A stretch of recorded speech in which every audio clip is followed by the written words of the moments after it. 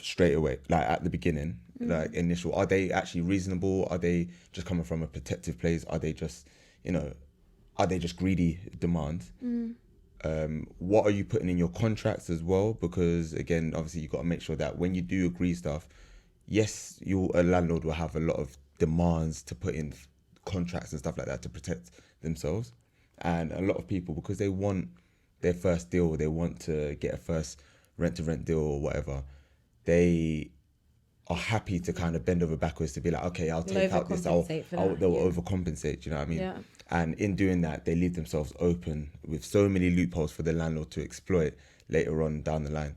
But you have to understand that it's a contract that is for both of you. Yeah. So it has to be a win-win for both sides. Yeah. Do you know what I mean? So just having a look at the early signs and making sure that the contract is airtight as well. Yeah, and it's like, it means it's none of your business. Yeah. That's what it means. Because again, like when it comes down to it, landlords only want to really go through this model with you if they know about the strategy. Yeah.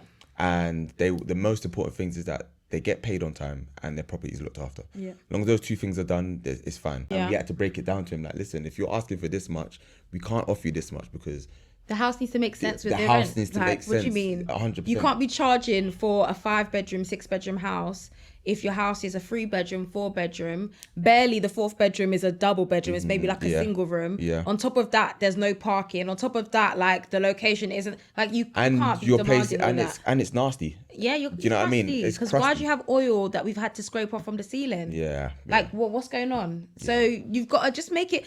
The moral of the story is, just because they're making demands doesn't mean you have to follow those demands, and it doesn't mean you have to say yes. You're locked into a contract. They have to abide by the rules of the contract. That's what the contract is there for. Anything added to that is just a plus or a bonus for either side, depending on who it benefits. So don't be afraid to take charge of it and be like, actually, thanks for sharing that with me. I don't agree, and I don't think it's necessary for us to review this at this point, but I'd be happy to review again in 12 months' time. Yeah. And you keep them reviewing. End of. Simple as.